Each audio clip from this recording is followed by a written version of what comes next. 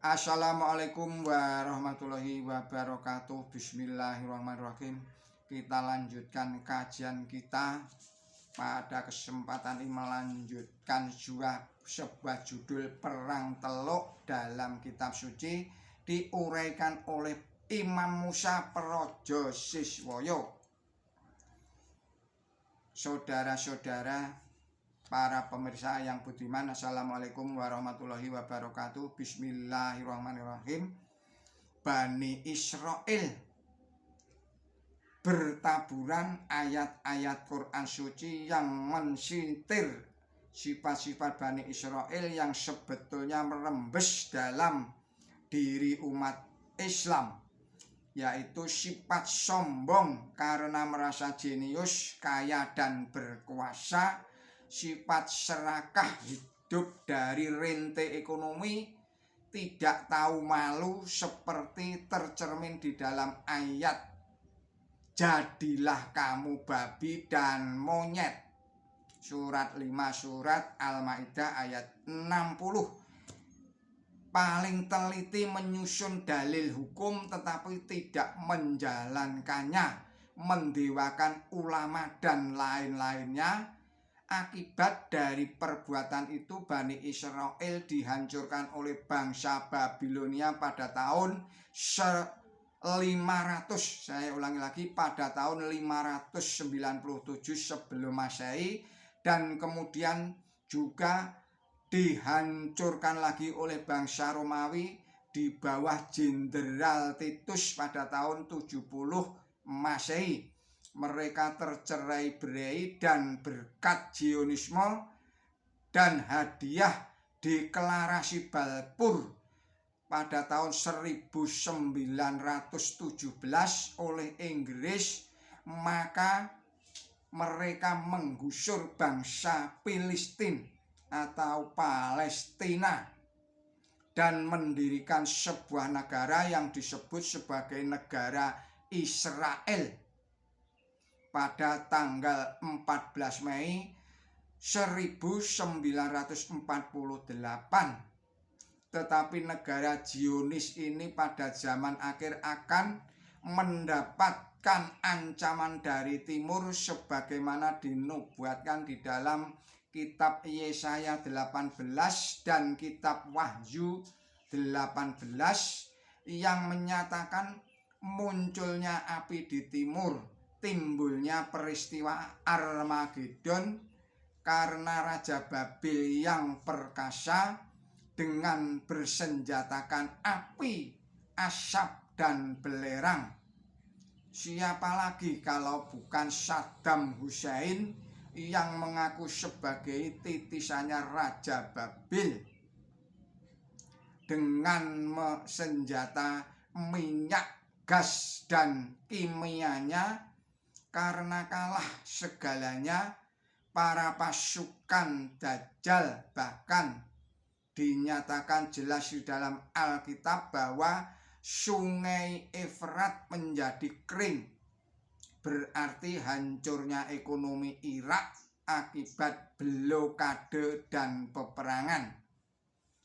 Lalu kapan saat itu tiba? Surat nomor 81 ayatnya 1, Allah berfirman, tatkala matahari dilipat. Saya ulangi lagi, surat 81 yaitu surat At-Takwir ayatnya 1, tatkala matahari dilipat. Matahari Islam tidak dimanfaatkan cahayanya, semua mengikuti hawa nafsu dan otaknya sendiri.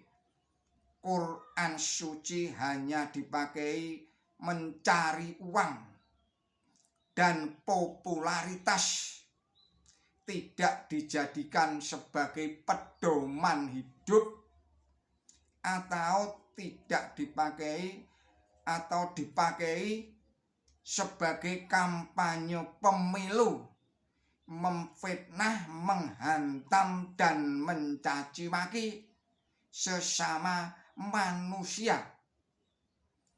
Ayat kedua masih surat 81 surat At-Takwir.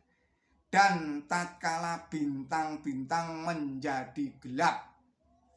Bintang berarti para wali atau ulama pewarisnya kehidupan sufi yang penuh kejujuran, kesucian, serta kesederhanaan menjadi ejekan dunia yang dekaden. Pada ayat 3 surat 81 Allah berfirman, bismillahirrahmanirrahim, dan tatkala gunung-gunung dibikin musnah. Gunung berarti pemimpin paternalistik, tiran yang menonjol dalam era globalisasi dan demokratisasi. Maka saya ulangi lagi, maka egalitarisme sesuai ajaran Islam otomatis menjadi kenyataan.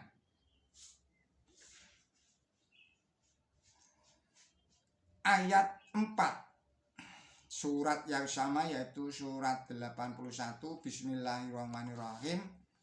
Dan tatkala onta-onta ditinggalkan komunikasi darat, di mana onta termasuk vital dalam era megatrends, semakin surut peran strategisnya, digantikan oleh alat-alat komunikasi lain yang jauh lebih canggih, lebih modern pada abad elektronika atau alat elektronika.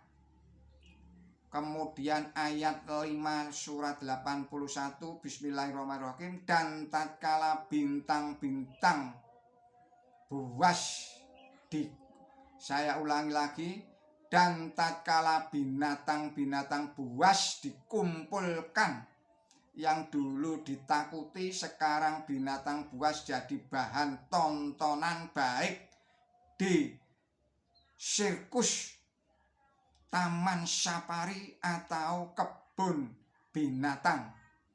Ayatnya ke-6 surat yang sama yaitu surat 81 bismillahirrahmanirrahim. Dan tatkala kota-kota dijadikan membengkak, bahkan metropolitan Jakarta pun sekarang ini sudah dimekarkan menjadi Jabodetabek.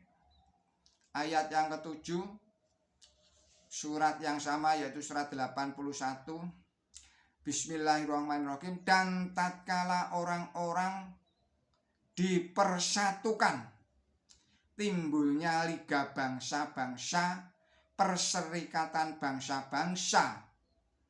Kemudian ayatnya yang ke-8 adalah bismillahirrahmanirrahim. Dan tatkala anak perempuan yang ditanam hidup-hidup ditanya.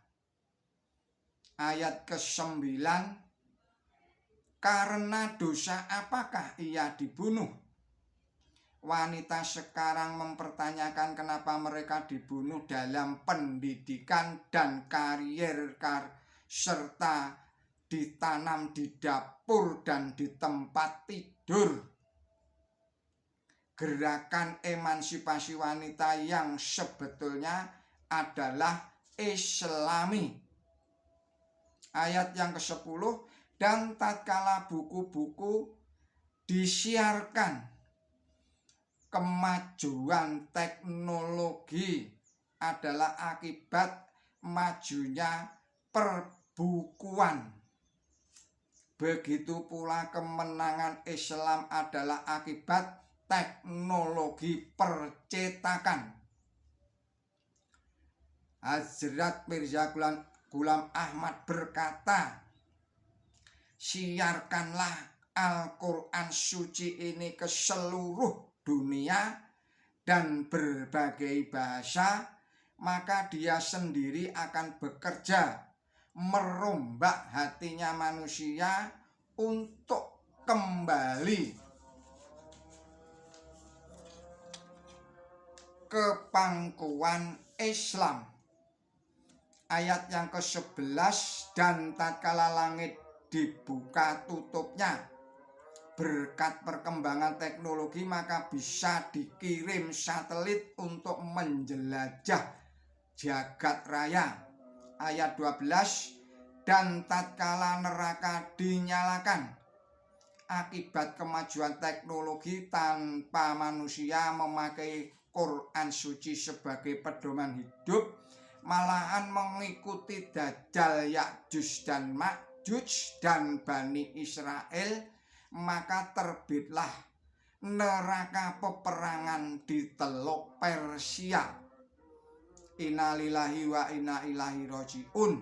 Sesungguhnya segala macam teori dan tuntunan hidup itu berasal dari Allah, dan kita harus merujuk segala tingkah laku di dalam kehidupan kita sehari-hari dan setiap saat kepada apa yang dikehendakinya. Disitulah kebahagiaan hidup kita yang sejati. Berkata Mirza Ghulam Ahmad, matahari Islam telah terbit dengan sinarnya yang gilang gemilang, tetapi masih banyak yang menghalang-halangi untuk terbitnya surya kebenaran dan sumber kebahagiaan ini. Dibutuhkan cucuran darah, cucuran air mata, pengorbanan dan tenaga dari kita semua agar cahayanya bisa menerangi seluruh permukaan bumi. Pada akhir zaman Rasulullah Shallallahu Alaihi Wasallam menyatakan bahwa matahari akan terbit dari barat. Ini berarti bahwa barat yang berabad-abad lamanya hidup dalam kegelapan dan kejahilan maupun kebodohan akan segera kembali ke pangkuan Islam seperti anak hilang yang menangis bahagia karena kembali ke pangkuan ibunya. Kami sudahi video ini, kita tutup dengan surat At-Takwir ayat 13. Bismillahirrahmanirrahim. Tatkala surga didekatkan, saya ulangi lagi, tatkala surga didekatkan, inilah saat dimana kedaulatan ilahi terbabar di muka bumi. Semua agama dan kepercayaan dari segala bangsa dan ras, baik agama Yahudi, agama Kristen, agama Buddha, agama Hindu, berkembang rukun bahagia dengan dipayungi matahari Islam. Wassalamualaikum warahmatullahi wabarakatuh. Sekali lagi mohon maaf atas segala kesalahan.